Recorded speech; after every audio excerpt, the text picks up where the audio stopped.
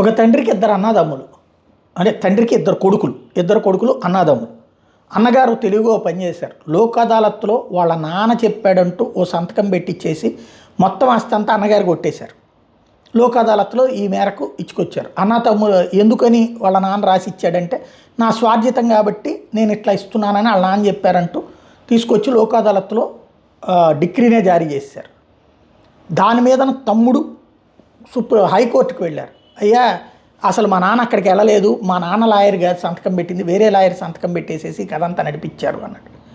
High court check చేశాక shock అయింది.